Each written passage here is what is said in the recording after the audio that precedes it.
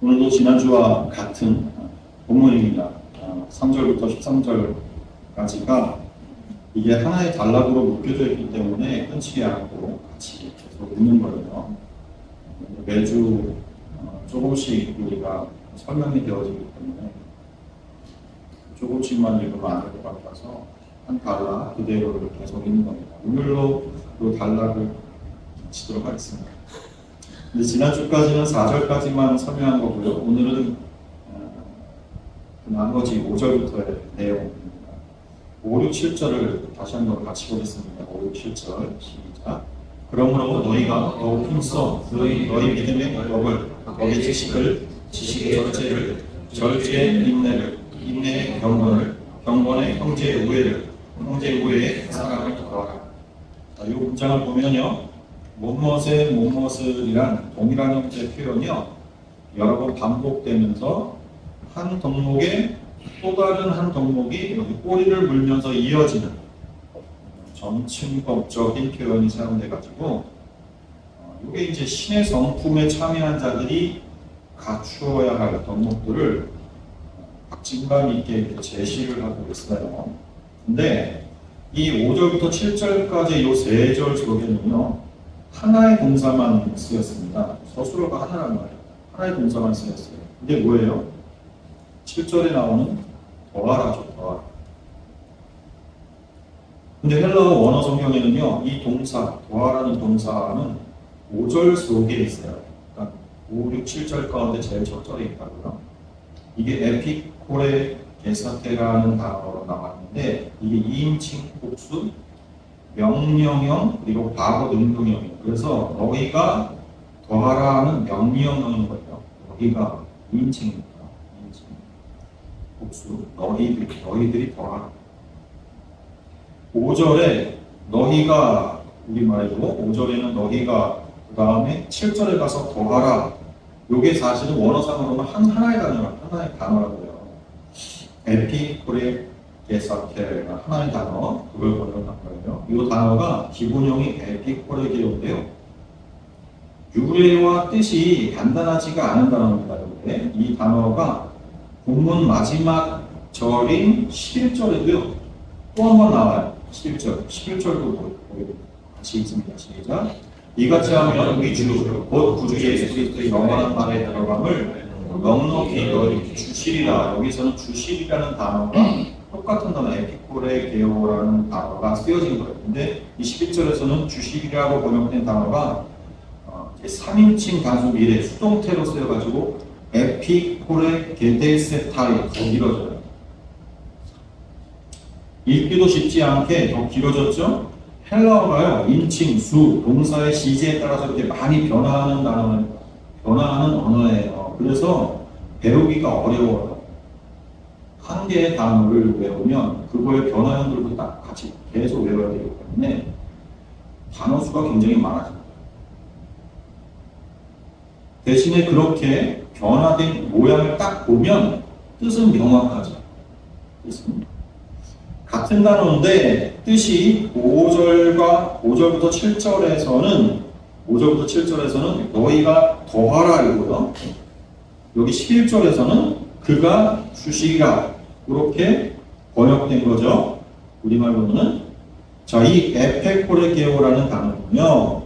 아주 생생한 회화적인 배경을 가진 단어입니다. 이게 이 동사형 에피고레게오는요. 에피하고 코레게오가 합쳐진 단어거든요. 에피는 접두사인 거고요. 이 코레게오는 공급하다라는 뜻의 단어예요. 근데 이 코레게오가 공급하다라는 뜻을 가지기 전에 이렇게 가지게 된 건 이 단어의 유래에서 나온 뜻이거든요. 이 코레게오라는 이 단어는 코로스하고 아고라는 단어에서 나온 단어예요. 코러스는요, 우리 영어에서 코러스, 합창이라는 뜻이고 코러스가 이 단어에서 나온 거예요, 코러스. 그러니까 헬라어에서도 이 코러스는 합창단이라는 뜻이에요. 이게 고대 언어인데, 고대에도 합창단이 있었단 말이에요. 맞습니다. 이 고대사회에서, 헬라의 고대사회에서 합창단은요, 아주 중요했어요.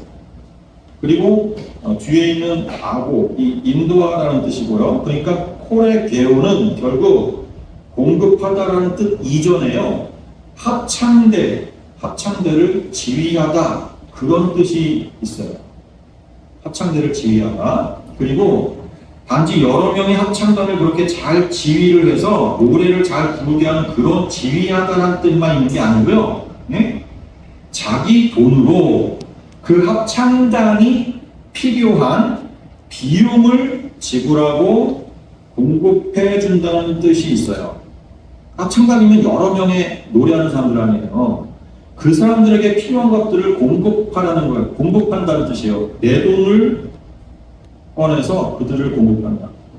이게 무슨 말이냐면 그리스 아테네가요 인류에게 남긴 위대한 선물 중에는요 아에스킬로스나 소포클레스나 아우리피데스와 같은 위대한 극작가의 작품이나 문화, 예술 작품들이 있어요. 이 작품들은 지금도 세계적으로 가장 훌륭한 문화적 유산으로 인정되는 것들이거든요. 그러니까 당시 헬라 세계에서는 이러한 연극이 신을 찬양하는 제의에서 행해졌어요. 신을 찬양하는 제사를 인간들이 즐기는 그런 축제적인 요소를 채워가지고 헬라 공동체를 유지하고 화합시키는, 결속시키는 아주 중요한 행사로 만들었던 거예요. 활용했던 거예요, 그 당시에. 근데 이런 연극들의 규모가요, 아주 대단했단 말이에요. 요즘처럼 뭐 소극장에서 이렇게 하는 그런 연극하고 비교가 안 되는 커다란 경기장에 모여서 수많은 군중들이 함께하는, 그리고 그 연극 자체도 규모가 어마어마한, 그래서 이런 연극에는 여러 명의 합창단, 코러스가 필요했었단 말이에요. 자, 그럼 연극을 공연하기까지는 많은 연습이 필요하겠죠? 그러니 그 연습하는 기간 동안에 그 많은 합창단들을 유지하고 서포트하기 위해서는 막대한 비용이 필요하단 말이에요. 사료들을 그래서 살펴보면 디오니소스 신의 그 축전 때 같은 경우에는 3편의 비극과 5편의 희극과 또 5편의 주신 찬가가 상연되었어요. 그러니까 이것을 위한 코러스단을 모집하고 또 준비해서 훈련할 사람이 또 필요하겠죠. 이 엄청난 산들을 지휘할 사람, 보통 3천 드라크마가 당시에 필요했었다 그래요. 근데 자신들의 도시에 대한 애정의 발로로 내가 이 도시를 정말 사랑한다. 그러니까 이 도시에서 열린 이 축전에 내가 좀 기여를 해야겠다는 그런 사람이 자발적으로 비용을 부담하면서 지휘를 맡은 사람들이 있었어요. 바로 그런 지휘자들을 코레고이 그렇게 불렀어요. 코레고이. 이 말의 동사 코레게오는 그러한 책임을 진다는 뜻이에요. 예? 따라서 이 말에는요, 아낌없이 희생하여서 공급한다는 뜻이 내포되어 있다는 거예요. 이건 인색하거나 구두쇠 같은 방법으로 공급하는 것을 의미하지 않는 거예요. 고상한 일에 필요한 것이라면 무엇이든지 아낌없이, 그리고 기쁜 마음으로 공급하고 또 주는 것, 그걸 의미했던 단어가 코레게오예요. 그러니까 이런 코레게오에서 유래한 여기 성경 속의 이 에피코레게오라는 말은 모든 종류의 장비에 대한 책임을 진다는 의미로 발전을 했어요. 단어가. 그래서 모든 필요한 식량이나 때로는 군대에서는 군수품이나 또 군대의 장비들, 이것들을 갖춘다는 의미도 될 수가 있었어요. 이 에피코레게오. 또한 인생에서 필요하고도 또 아름다운 덕을 품고서 영혼을 장식하는 것을 의미할 때에도 이 단어가 쓰였어요. 하지만 항상 이 말의 의미 속에는요, 일관되게 그 모든 공급을 위해서 자진해서 아낌없는 아량을 발휘한다는 그런 개념이 이 속에는 포함되어 있는 거예요. 이렇게 아낌없이 공급하다라는 뜻으로 쓰인 에피코레게오가 본문에서 먼저는 지금 5절부터 7절에 성도가 쌓아야 할 덕목들에 이렇게 명령형으로 쓰인 거고요. 그리고 11절에서는 예수 그리스도께서 영원한 나라에 들어감을 주시리라에 쓰인 거예요. 그러니까 오늘 본문에 지금 이 앞과 뒤에 배치된 요 에피코레게오, 이 공급하다라는 단어가 시사하는 메시지가 있는 거예요.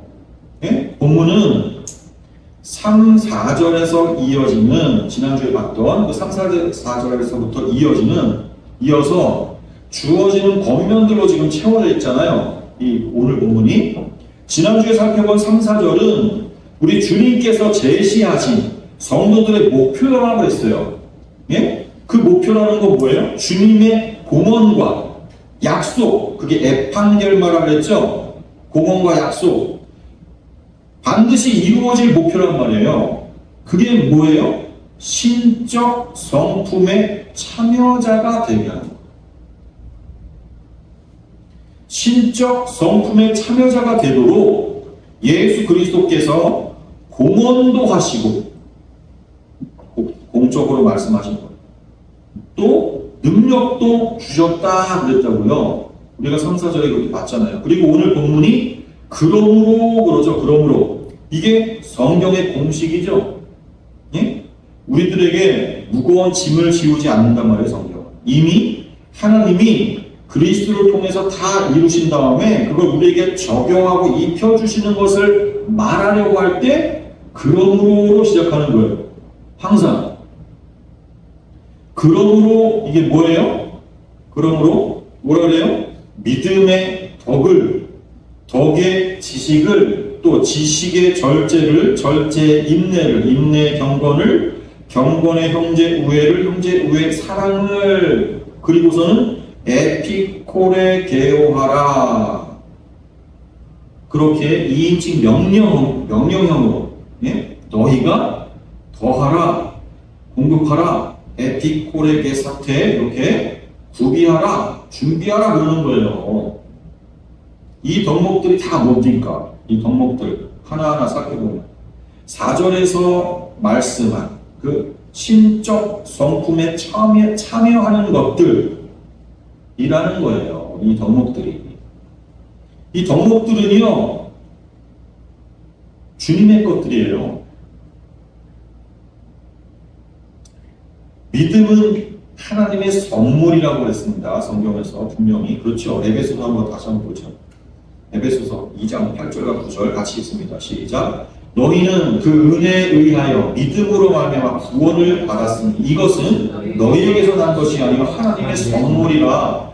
행위에서 나는 것이 아니니 이는 누구든지 자랑하지 못하게 함이라. 아주 굉장히 중요한 개념이죠. 성경에서 말하는 믿음, 성경에서 나오는 믿음은 이 믿음을 말하는 거예요. 지금 말하는 거. 에베소서에서 설명하는 믿음은 아무 사람에게서나 볼 수 있는 그런 사람들이 말하는 그런 믿음이 아니란 말이에요. 그 다음 이 아레테란 말도 앞에 3절에서 먼저 나왔었던 단어죠. 아레테, 그건 누구의 덕이에요? 누구의 아레테예요? 우리 주님의 덕이었잖아요. 네? 이 아레테는 찬양할 만한 행동이나 업적이 덕이거든요. 네? 세상 영웅과 또 왕들에게도요, 업적과 칭송거리들이 있어요. 하지만 주님의 아레테, 이 주님의 덕이 원형이에요. 그의 덕 앞에서 세상 영웅 호걸들의 그 덕은요, 햇빛 앞에 촛불처럼 아무런 빛도 못 내는 거예요, 사실은. 주님은 우리를 위해서 십자가의 죽으심으로 우리 모두를, 아니 전 우주를 구원하신 덕이란 말이에요. 우리가 주님의 덕을 칭송하는 것은 그걸 칭송하는 거 아닙니까? 이 세상 영웅 호걸들이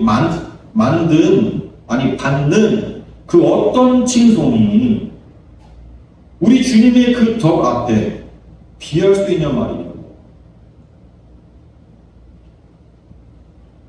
세상 영웅들이 끼친 덕과 업적은요, 그 세대, 그 당대에 끝나요. 아니, 아무리 길어도 이 세상 역사가 끝나면요, 함께 없어지는 덕과 업적이라니까요. 그러나 우리 주님의 덕은 아니잖아요. 전 우주에게 미치는 영원한 업적이란 말이에요.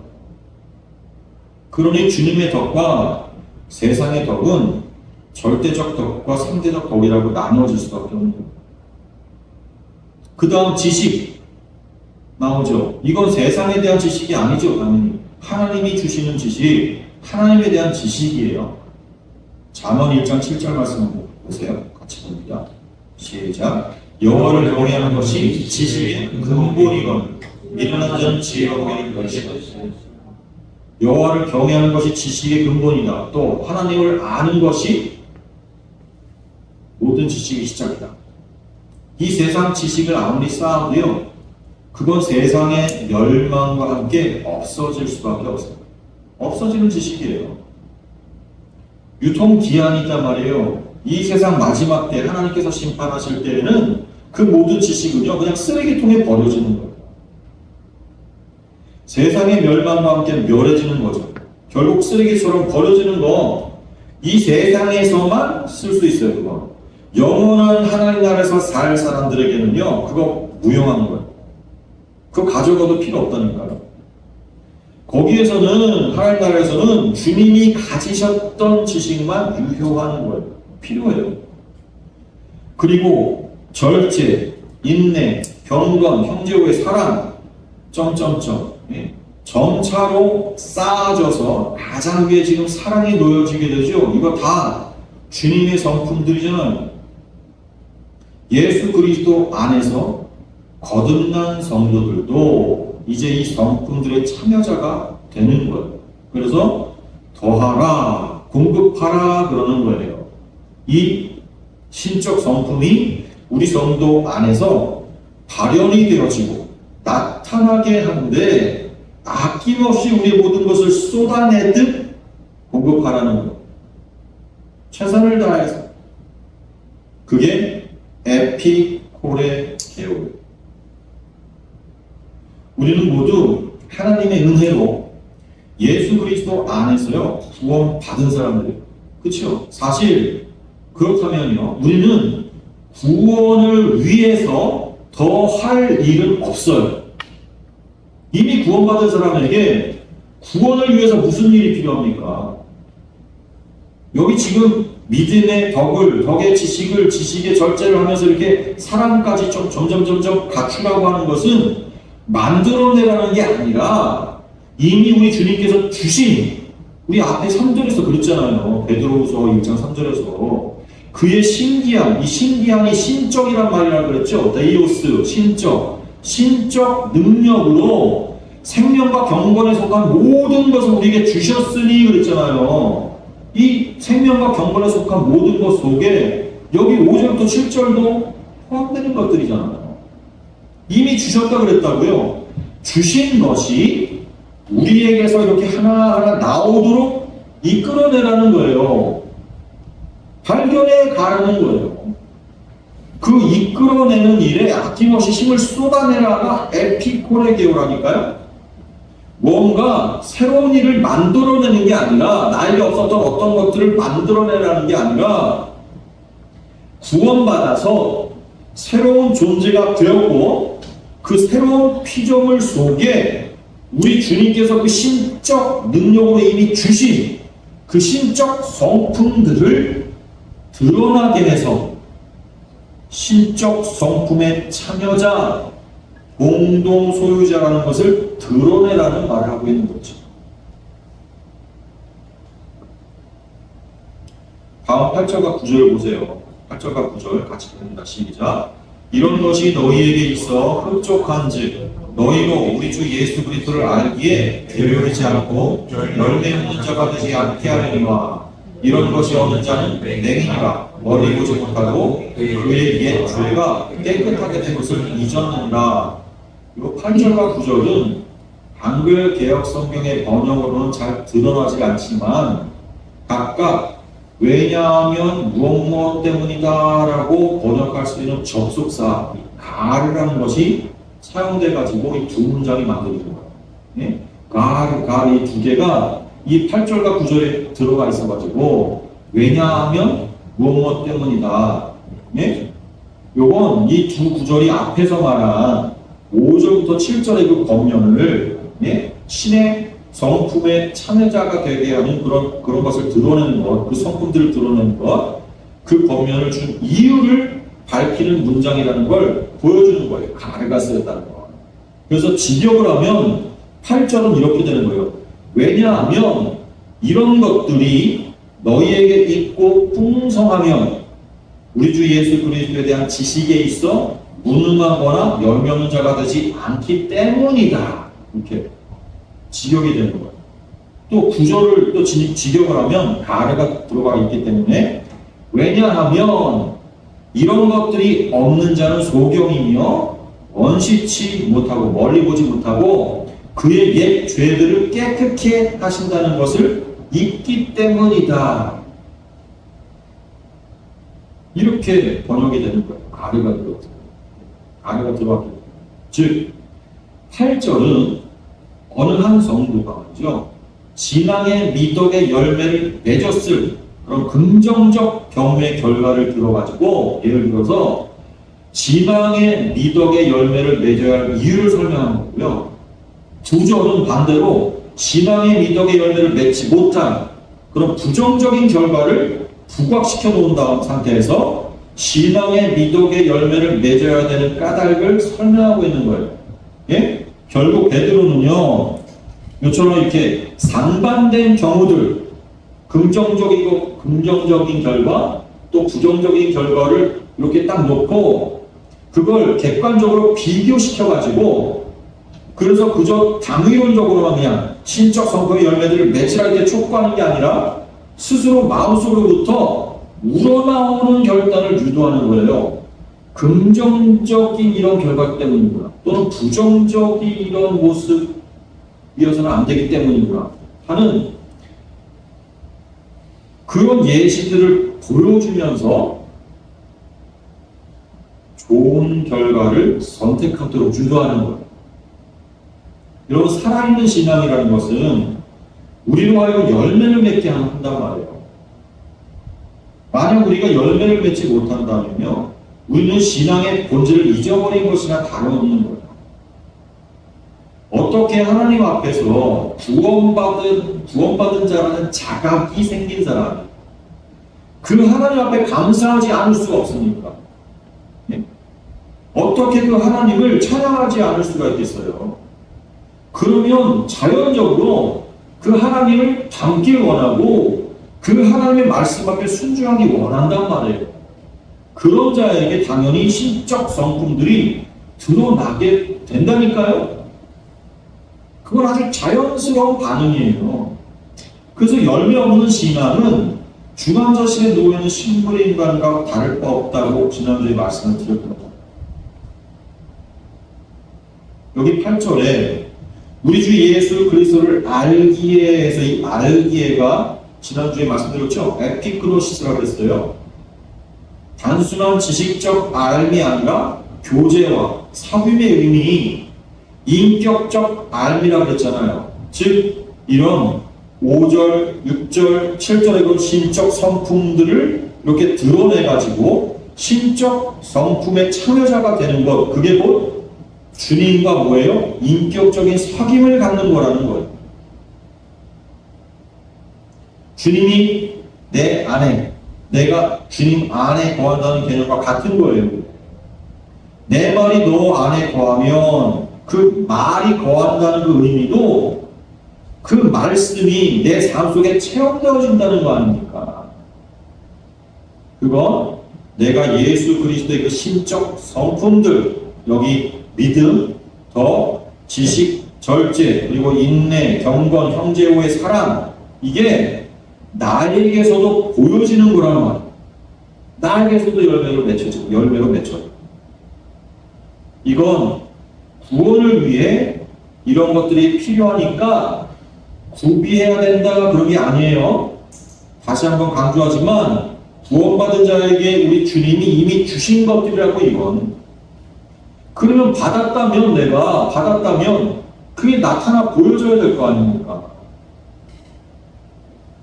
사실 우리 구원받은 성도는 아무것도 안 해도 된단 말이에요. 그래도 구원 받아요. 그래서 주님의 십자가 옆에 강도받은 사람, 강도가 같이 구원받은 자들의 대표로 나오는 거예요. 그 강도가 무슨 좋은 일을 했어요? 강도 짓을 해서 강도로 판결받고 십자가에 죽은 거 아니니까. 그러니까 어떤 선한 일을 한다거나 다른 사람 앞에 뭐 칭찬받을 만한 일을 한다거나 그런 것 때문에 구원받는 거 아니라니까요. 강도가 그거 보여준 거예요. 우리는 이 세상에서 하는 어떤 나의 행동 때문에 구원받는 게 아니란 말이에요. 에베소서에서 봤잖아요. 근데 왜 이런 권면들이나 또 다른 곳에도 보면 수많은 명령들을 성도들에게 왜 요구하냐고. 왜 요구하는 거죠? 그건 우리의 이 육신에 남은 때, 즉 구원받고 나서 완성된 그 하나님 나라에 이르기까지의 요 세상에서의 그 나그네로서의 이 광야 생활에는 이 역사 속에서의 삶에 낙심하거나 고통 속에서 눈물 짓지 말라고 이 명령들을 주시는 거예요. 이 권면을 하시는 거예요. 왜요? 여러분이 하나님 나라는 가는 거예요, 오는 거예요? 하나님 나라라는 게 가는 겁니까, 오는 겁니까? 요 표현이 성경에는 둘 다 있잖아요. 우리가 완성된 하나님 나라를 경험하게 되는 걸 간다고 하는 거예요. 내가 아직 완성된 하나님 나라에 이르지 못했으니까 간다라는 미래적인 표현을 쓰는 거라니까요. 하지만 우리는 이미 구원받은 자로서 살고 있잖아요. 그러니까 하나님 나라가 온다라고 또 표현한 거예요. 너희 속에 있다, 왔다. 천국은 하나님의 통치의 상태, 그걸 표현하는 단어 아닙니까? 천국, 하나님 나라 그 자체가 하나님의 통치의 상태를 표현한 단어란 말이에요. 우리는 구원받은 즉시 하나님의 백성 또 하나님의 자녀로 편입이 되고요. 양자가 돼가지고 하나님의 통치 속에 놓이게 된 거예요. 하나님의 통치를 받는다는 건 뭐예요? 하나님께서 우리를 자기 부인시키는 자리로 우리를 끌고 가신다는 거죠. 그래서 하나님의 그 통치 속에 놓인 사람들은 이 세상 사람들의 시선으로는 불행시작인 거죠. 왜? 괴로운 일만 자꾸 생기니까. 자기를 부인시키는 결과를 자꾸만 내게 하시니까 하나님. 그게 하나님의 통치를 받는 거예요. 그게 하나님 나라를 사는 거라니까요.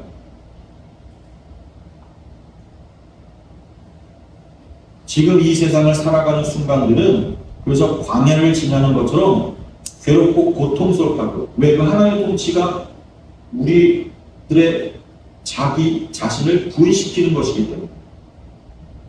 그런데 그 믿음을 발휘해서 그래서 그러한 광야의 삶 가운데 그 광야의 삶을 잘 살게 하기 위해서 하나님 우리에게 주신 선물이 뭐라고요? 믿음이란 말이에요. 보이지 않고 만져지지 않는 것을 확신하고 붙잡을 수 있게 하는 것, 그게 믿음이잖아요. 근데 그 믿음을 발휘해서 5절부터 7절까지의 그 신적 성품에 참여하는 삶을 살게 해서 천국의 그 삶을 이 광야에서도 경험하라는 거예요. 그래서 이 고통스러운 방학길에서도 낙심하지 말라는 의미에서 이렇게 권면을 자꾸 하는 거예요. 신적 성품이 나오게 살아가. 그걸 나타내 보여라. 그러면 이 세상에서 자기 부인을 통해서 괴롭고 힘든 하나님의 그 통치가 괴롭지만은 않을 거라고. 신적 성품들을 드러내므로 해서 내 자신에게는 나에게도 예수 그리스도의 것이 나오는구나 라고 하는 감탄, 기쁨, 그 확인을 통한 찬송, 안심, 평안 이런 게 생길 거 아닙니까? 바로 이 광야 생활을 잘 견뎌내게 하기 위해서 하나님은 수많은 명령과 권면들을 하시는 거야. 그걸 한다 그래서 천국 오케이 들여보내주고 이런 거 아니라고요. 그러나 뭐예요? 그 천국 그걸 이 세상에서도 맛볼 수 있다는 거예요. 어떻게? 그 주의 말씀들을 순종해서 살면 그 명령들을 순종함으로 오늘 여기 이 권면들을 들어는 마지막 10절과 11절 같이 봅니다. 10절과 11절 같이 시작. 그러므로 형제들아 더욱 힘써 너희 부르심과 택하심을 굳게 하라. 너희가 이것을 행한즉 언제든지 실족하지 아니하리라. 이같이 하면 우리 주 곧 구주 예수 그리스도의 영원한 날에 들어감을 넉넉히 너희에게 주시리라. 그게 결과적으로 어떤 효과를 불러오느냐에 대한 말씀인 거예요. 신적 성품을 드러내며 사는 것이 어떤 효과를 불러오느냐. 여기 보니까 너희 부르심과 택하심을 굳게 하라 그러죠. 네, 맞습니다. 네, 맞습니다. 우리가 주님의 부르심을 받은 자들이고 또 주님의 택하심을 입은 자라는 사실을 더 굳게 해주는 결과와 믿음을 준단 말이에요. 우리의 신앙은 단지 믿음을 시작하는 것에 그치지 않고 이렇게 부르심과 택하심을 굳게 하기 위한 꾸준한 노력이 필요해요. 노력이 필요해요. 그 과정을 통해서 우리는 이 광야 생활을 잘 견디고 지나갈 수 있습니다. 우리는 결국 하나님의 영원한 나라에 들어가는 확신을 가질 수 있게 되는 거예요. 그건 신앙의 여정에서 실패하지 않기 위해 우리는 부지런히 우리의 부르심과 택하심을 확인하고 굳게 세우기 위해서 그렇게 살아야 합니다. 10절 마지막 절에 마지막 하반절에 10절 후반부에 언제든지 실족하지 아니하리라. 이것을 행한즉 언제든지 실족하지 아니. 실족하지가 길에서 벗어나지 않는다 그런 의미거든요. 하나님 나라를 향해서 가는 성도로서의 우리의 그 본향을 향한 나그네 그 길이 엉뚱한 곳으로 가지 않게 한다. 여러분, 이같이 하는 우리 주 곧 구주 예수 그리스도의 영원한 나라에 들어가면 넉넉히 너에게 주시리라. 다시 한번 강조하지만 이렇게 해야 너희에게 천국 들어감을 준다 그런 말이 아니라 그것이 너에게 확신되어지고 믿게 되어지고 경험되어진다는 얘기죠. 하나님은 우리에게 좋은 것으로 주길 원하시고요. 우리를 자기 구이시켜가는 그 와중에서도요. 하늘을 향해서 찬송하고 감사하게 하신단 말이에요. 그건 신적 성품이 나타나게 해서 그것을 통해 스스로가 확신을 갖게 하고 믿음이 더욱더 굳어지게 하는 방법을 통해서 하나님은 우리로 하여금 찬양을 받으시고 또 우리와 더불어서 깊은 교제를 더욱더 깊이 이어가십니다. 우리가 주님과 대화를 나누고 주님과 교제를 하고 주님과 더욱더 친밀해지는 방법은 우리 안의 그 신적 성품, 예수 그리스도의 그 덕목들이, 예수 그리스도의 그 성품들이 내 안에서도 나오게 하는 거예요. 여러분, 한 주간 동안의 삶으로 또 기회로 우리에게 주어진 거예요. 우리는 이 광야 생활을 고통스럽게 갈 수밖에 없어요. 그건 정해진 운명이라니까요. 우리에게 정해진 성도들에게 정해진 운명. 그런데 그 와중에도, 그 고통스러운 와중에도요, 찬송과 기쁨으로 살 수가 있는 길이 있는 거예요. 그건 뭐예요? 예수 그리스도의 그 성품, 신적 성품이 우리 속에서 드러나게 하는 그러한 우리 자신을 거울로 보면서